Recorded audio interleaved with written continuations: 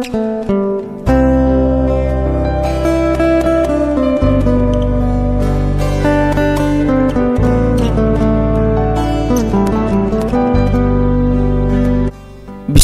awalnya kalam kepada Allah Tuhan Rahman basifai wujud syaratu kidam pujaan umat siang jumalam. Salawat jo salam kepada junjungan kita Muhammad pangkatnya tinggi dunia akhirat seratu selatan utara timur jo barat. Mulanya jalo disarakkan kane kulari dinan bapalun mulanya sambah ditibukan menyusun jari minta ampun. Kajirik tabang ramo-ramo enggok mencongkem lidih saga tadabok lalu ke tanah. Kita indak bersebut namo gadang indak beimbokan gala sambah taserak ke tengah-tengah. Tak antak yang kahulu di bawah giliran taji asa mulo katu dahulu tigo limbago nan tajali pertama sambah menyambah kedua baso jo basi ketigo siriah jo pinang sambah menyambah dalam adai tali batali undang-undang nan tersabui di mulik manih nan terpakai di baso bayak mulik manih telempang katu baso bayak gulo di bibia dalam bungka nan piawai nan banamo adai jo sopan santun nyato limbago nan tajali isinya adai jo pusako nan bersamo kita memakaikan. Lurih keunan dari Pasar Baru di sinan hati takabek minta ampun kami dahulu jaweklah salam di nan rapek. Assalamualaikum warahmatullahi wabarakatuh. Dosanak Sulah Benang Project. Pada video kita sebelumnya kita sudah membahas tentang lareh nan duo, yang mana pada video tersebut kita menjanjikan akan membuat satu video lagi yang mana konten-konten sebelumnya itu berasal dari Tambo kawan-kawan dan Dunsanak semuanya. Jadi pada kesempatan kali ini kita akan mengulas apa itu Tambo dan seberapa penting Tambo ini bagi kita sebagai generasi penerus adat Minangkabau yang sama-sama kita pakai pada hari ini. Baik Dunsanak, tanpa berlama-lama kita akan membahasnya di Balai Nerandah.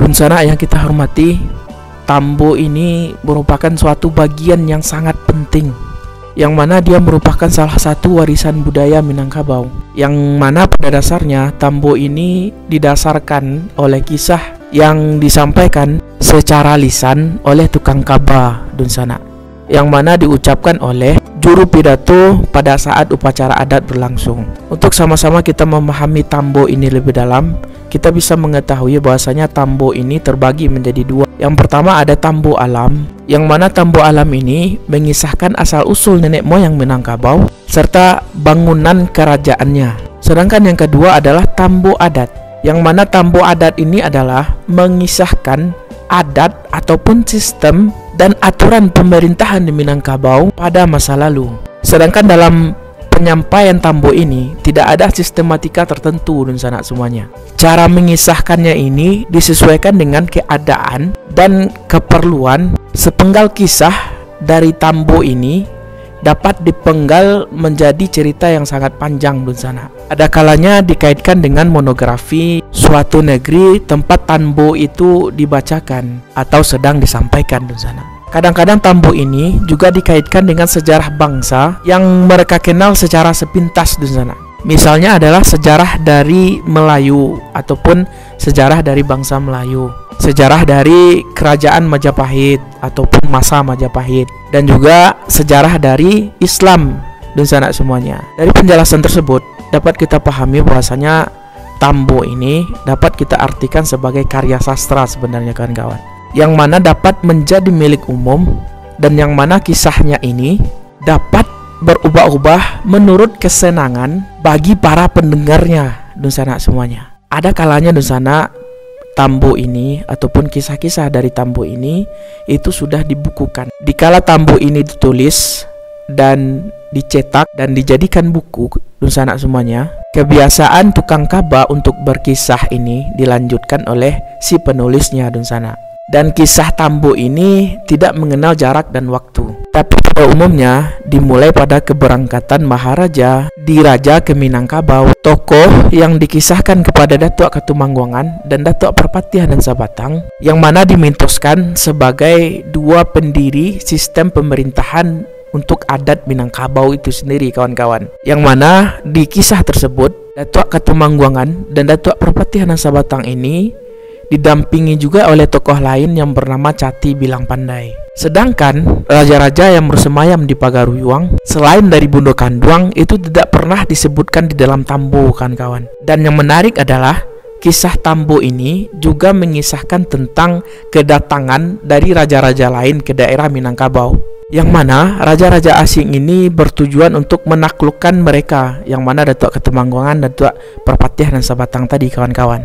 Nah, yang menariknya lagi adalah kisah dari raja-raja asing ini ketika datang ke daratan Minangkabau, mereka itu dikisahkan menjadi sebutan nama-nama hewan, kawan-kawan. Dapat kita berikan contoh kepada Nusana semuanya. Yang pertama adalah rusa dari laut yang tanduknya bercabang-cabang. Itu yang pertama, kawan-kawan. Sedangkan yang kedua adalah anggang dari laut yang telurnya jatuh di tanah Minangkabau. Ataupun juga masih ada nama-nama lain yang disamarkan juga, kawan-kawan, yang mana tetap digarisbawahi orang Minang terdahulu itu menggambarkan raja-raja asing yang datang ke daratan Minangkabau ini dengan tujuan untuk menaklukkan tanah Minangkabau. Mereka kisahkan ataupun mereka sembunyikan dengan nama-nama hewan tadi, kawan-kawan.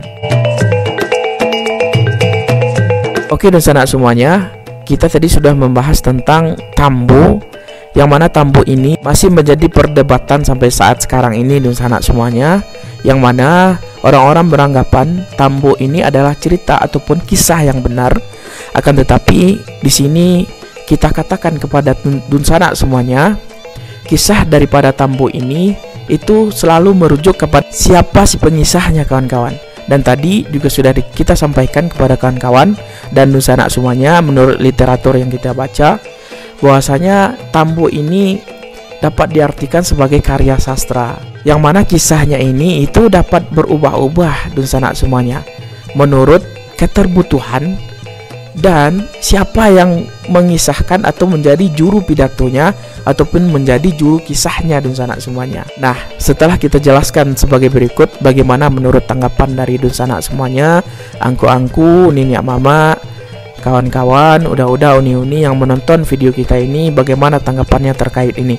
Apakah memang Tambo ini perlu untuk kita percayai secara full, atau mungkin ada beberapa hal yang perlu kita kaji dan kita ulas lagi dan kita cari tahu lagi maksud ataupun makna dari kisah-kisah tersebut ini tujuannya seperti apa. Karena di video-video kita sebelumnya kita sudah membahas tentang dualisme pemerintahan yang ada di Minangkabau, yang mana Larih Nanduo, Koto Piliang dan Bodi Caniago, yang itu juga dikisahkan dari Tambo, Dunsana semuanya. Dan Datuk Ketemanggungan ini dan Datuk Perpatihan dan Sabatang, Cati Bilang Pandai, dan mana mereka ini merupakan anak dari Maharaja Diraja, itu kisah dari Tambo. Nah, ini yang kita khawatirkan, bagaimana sih kebenarannya. Mungkin kawan-kawan dan Dunsana di sini yang mendengar video ini dapat memberikan komentarnya di kolom komentar di bawah. Kita dapat berdiskusi di sana, ataupun kawan-kawan bisa melalui WhatsApp ataupun Instagram yang akan kita tuliskan di deskripsi video ini dan sana semuanya. Baik, terima kasih yang sudah menonton. Sekali lagi mohon maaf atas terdapat kekhilafan dalam penyampaian. Mudah-mudahan ini tidak menjadi kepuasan tersendiri bagi yang menyampaikan, dan tentunya bagi kawan-kawan dan Dunsana semuanya, jikalau ada hal yang perlu dikritisi silahkan kritisi, kita terbuka untuk diskusi. Ibarat biduk kaciak dan alun sudah pakakeh dan alun langkok bana, jika balaya mana pinapi kok katangah takui de golombang, kok katapi takui de buayo. Dak mungkin si buto kama membiang, si lumpuah kama nari, si bisu kama nyanyi. Pajalan dek batampuah, apa kaji dek ulang. Wabillahi taufik wal hidayah. Wassalamualaikum warahmatullahi wabarakatuh.